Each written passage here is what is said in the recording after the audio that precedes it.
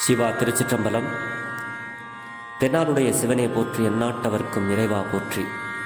ஈர்த்தென்னை ஆட்கொண்ட எம்பெருமான் திருவடிகளை மனமொழி மெய்களால் வணங்கி, எம்பெருமக்கள் 63 நாயன்மார்களுடைய பொன்னார் திருவடிகளை வணங்கிக் கொண்டு, அடியார் பெருமக்களது திருவடிகளை வணங்கிக் கொண்டு, திரும்பற்ற புலியூரானை பேசாத நாளெல்லாம் பிறவா நாளே என்ற அருள் சிந்தனைக்குள் செல்வோம். இன்றைய தினம் நாம் சிந்திக்க இருப்பது, அன்பர் பெருமக்களே, மாணிக்கவாசக பெருமான் அருளிய திருவாசகத்தில் 20வது திருப்பதிகம் திருப்பள்ளி எழுச்சி.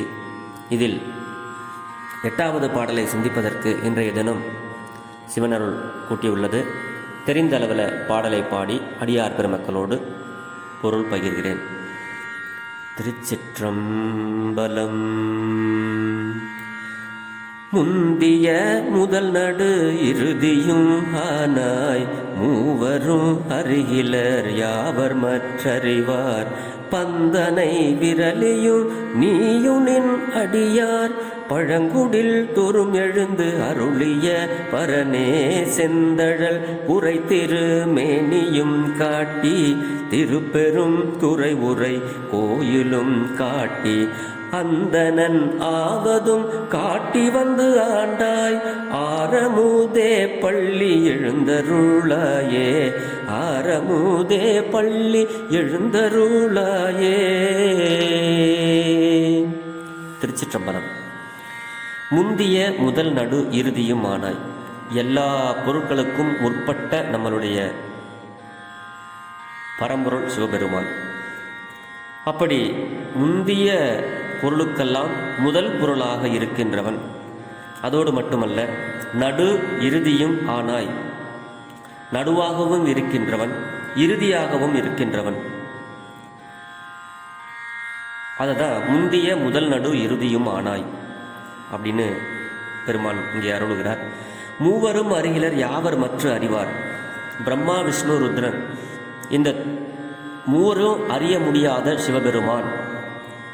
யாவர் மற்ற அறிவார், வேறு யாரால அறிய முடியும்? அவங்களாலேயே படைத்தல் தொழில் செய்கின்ற பிரம்மாவாலையும், காத்தல் தொழில் செய்கின்ற விஷ்ணுவாலையும், மறைத்தல் தொழிலை செய்கின்ற ருத்ரனாக இருக்கிறவர்கள், அவர் மூவராலும் அறிய முடியாதவன். இவர் மூவருக்கும் மேலான பரம்பொருள், மூவருக்கும் அருள் செய்கின்ற பரம்பொருள். அவர்களாலேயே அறிய முடியாதவர், வேற யார் அவரை அறிய முடியும்?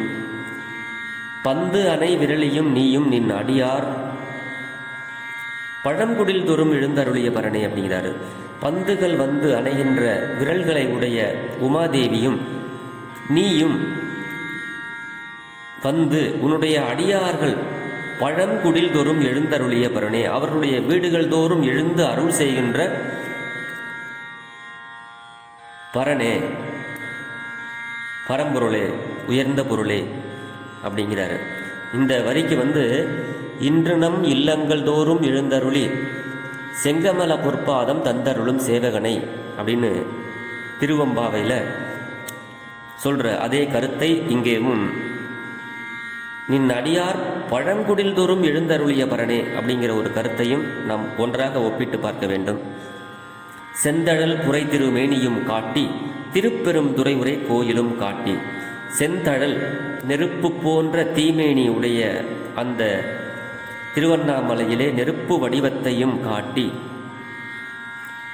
திருப்பெருந்துறையில் உறைந்திருக்கின்ற அந்த கோயிலையும் காட்டி. அந்தணன் என்றால் அருளாளன் அப்படின்னு அர்த்தம். அப்படி அந்தணன் ஆவதும் காட்டி வந்து ஆண்டாய். ஒரு உருவத்தை தாங்கி, ஒரு நெருப்பு உருவத்தை காட்டி, அப்புறம் ஒரு கோயிலை காட்டி, ஒரு லிங்கத்தை காட்டி, அப்புறம் அவரே எலி வந்த அந்தகனே பாடுதுங்கால் அம்மானாய் அப்படிங்கிற மாதிரி அவர் திருப்பெருந்துறையிலே அவராகவே சிவபெருமான விரும்பி வந்து ஆட்கொண்டார் மாணிக்கவாசக பெருந்தகையாரை. அதனால்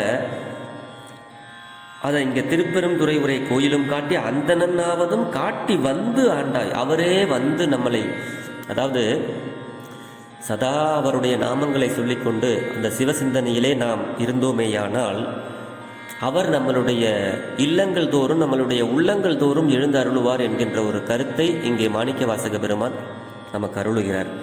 அவரே வந்து அருளுவார். அதுதான் வந்து ஆண்டாய் ஆர் அமுது போன்றவனே, திகட்டாத அமுது போன்ற எங்களுடைய சிவபெருமானே, பள்ளியிலிருந்து எங்களுக்கெல்லாம் எழுந்து அருளாயே, அருள் செய்ய வேண்டும் அப்படின்னு இந்த திருப்பெருந்துறையில் மாணிக்கவாசக பெருந்தகையார் சிவபெருமானாரிடத்தில் ஒரு அற்புதமான இந்த பாடலை பாடுகிறார். அந்தனாவதும் காட்டி வந்து ஆண்டாய். அவர் மாணிக்கவாசக பெருந்தகையார் குதிரை வாங்கிறதுக்காண்டி இருக்கிற காசையெல்லாம் எடுத்துக்கிட்டு போனார். ஆனால் அங்கே வந்து திருமேனி காட்டி, குருமேனி காட்டி சிவபெருமான் வந்து அங்கே அவரை ஆட்கொண்டார் திருப்பெருந்துறையில். அதை தான் வந்து அந்தணன் ஆவதும் காட்டி வந்து ஆண்டாய், அவரே வந்து இவரை ஆட்கொண்டார். அதனால தான் சுவாமி, நீயே வந்து ஆட்கொண்டதுனால உன்னுடைய அருமை பெருமையை என்னால் உணர்ந்து கொள்ள முடியவில்லை. எப்போவுமே காசு கொடுத்து வாங்குகிற பொருளுக்கு நமக்கு மதிப்பு தெரியும், இலவசமாக வாங்குகிற பொருளுக்கு நமக்கு மதிப்பு தெரியாது. அந்த மாதிரி சுவாமியே கருணையோடு வந்து மாணிக்கவாசக பெருந்தகையாரை ஆட்கொண்ட பொழுது அவருக்கு அதனுடைய பெருமை தெரியவில்லை. அப்புறமா தான் அவருக்கு புரியுது. அப்படி புரியும் பொழுது தான் அவருக்கு அதனுடைய பெருமை புரியும் பொழுது தான் விட்டுடுதி கண்டாய், என்னை விட்டுருவியோ சாமி, எனக்கு அருள் செய்யி. அன்னைக்கு நீயாக வந்து ஆட்கொண்ட பொழுது எனக்கு வந்து உணர முடியல, ஆனால் இன்னைக்கு நான் உணர்ந்துட்டேன், நீ வந்து எனக்கு காட்சி கொடுக்க வேண்டும் அப்படின்னு வேண்டுறாரு. அப்புறம் காட்சி கொடுக்குறார். நீ வந்து காட்டினாய் கழுக்குன்றிலே அப்படின்னு அதெல்லாம் நெகிழ்ந்து பாடக்கூடிய ஒரு அற்புதமான பாடல்களாக திருவாசகத்தில் இருக்கிறது. ஆக சிவபெருமான் வந்து முன்னை பழம்பொருக்கும் முன்னை பழம்பொருள் பின்னை புதுமைக்கும் பேர்த்தும் அப்பற்றி என்னன்னு நம்ம திருவம்பாவையில் சொன்ன மாதிரி பெருமான் வந்து எல்லாத்திற்கும் முதலாகவும் இருக்கிறார், இப்போ இருக்கிற பொருட்களாகவும் இருக்கிறார், இதற்கு பிறகு உள்ள பொருட்களுக்கும் அதுக்கு அப்பாற்பட்ட பொருட்களுக்கும் அவரே காரணமாக இருக்கிறார். கருவியாக அல்ல, காரணமாக இருக்கிறார். அதுதான் முந்திய முதல் நடு இறுதியுமானாய் மூவரும் அறிகளர் யாவர்மற்று அறிவார் அப்படின்னு பெருமான் வந்து இங்கே அழகாக நமக்கு உணர்த்துகிறார். இதற்கு நிறைய பொருள் சொல்லலாம், இருந்தாலும் எளிமையான முறையில் அடியார் பெருமக்களுக்கு புரியும்படியாக சிவபெருமானாருடைய புகழை பேச வேண்டும். இன்றைக்கு ஒரு நாளைக்கு ஒரு தடவையாவது என்னுடைய சிவபெருமான் நமச்சிவாயம் அப்படிங்கிற ஒரு சிந்தனையை நாம் எல்லாம் செய்ய வேண்டும் என்பதற்காக எளியன் இப்படி ஒரு பெரும்பற்ற புலியூரானை பேசாத நாளெல்லாம் பிறவா நாளே என்ற சிந்தனையை செய்து வருகிறேன். இதில் எந்த பிழை இருந்தாலும் பிழை பொறுக்கும் பெருமானின் அடியார்களாகிய நீங்கள் என் பிழையையும் பொறுத்தருள வேண்டுமென்று உங்களது பொன்னார் திருவடிகளை வேண்டிக் கொண்டு விடைபெறுகிறேன். பெரும்பற்ற புலியூரானை பேசாத நாளெல்லாம் பிறவா நாளே. ஜெர்மனியில் இருந்து சிவபாலா, திருச்சிற்றம்பலம்.